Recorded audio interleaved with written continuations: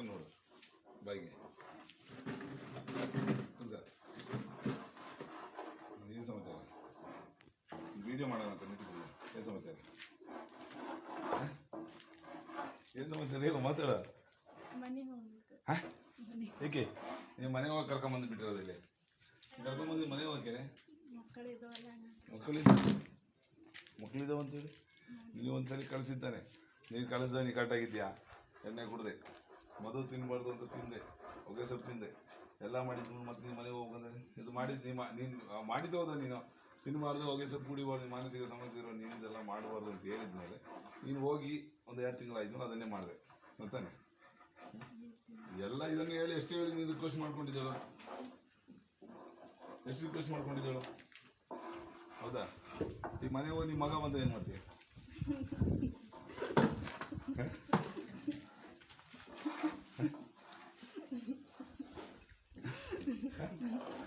ಏನಾಯ್ತು?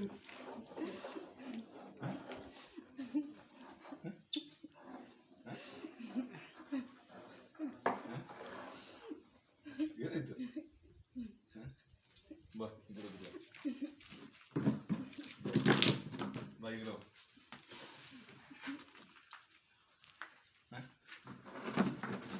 ಈ ಗಿಡ ಗೊತ್ತ ಸ್ವಲ್ಪ ಹತ್ರ ಹೇಳು. ಏನಕ್ಕೆ ಒಳಗೆ ಹೋಗಿ ಆರಿತ್ತು ಫಸ್ಟ್ ಹೇಳು.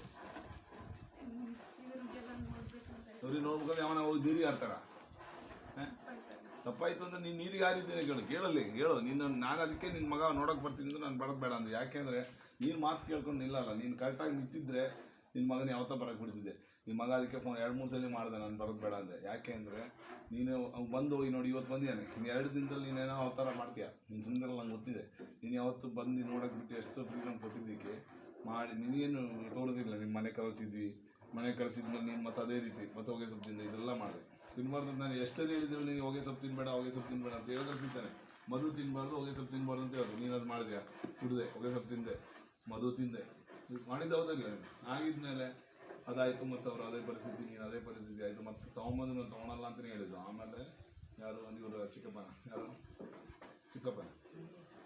ನಿಮ್ಮ ಅವ್ರು ಹೇಳಿದ್ರು ಆಗಿದ್ಮೇಲೆ ಮತ್ತೆ ನಾನು ನೋಡೋಕೆ ಬರಲೇಬಾರ್ದು ಅಂತೇಳಿ ಮಾತು ಕೊಟ್ಟಿದ್ದೀನಿ.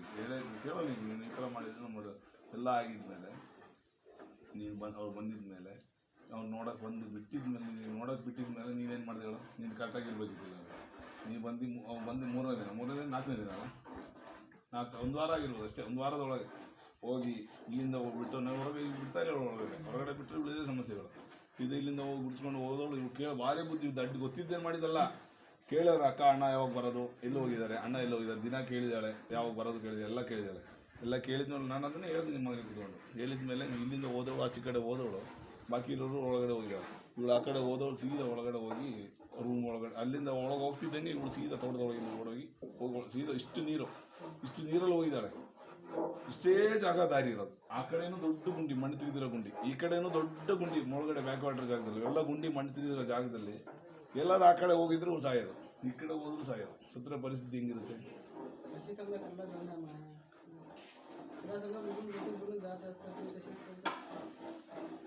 ನೀನು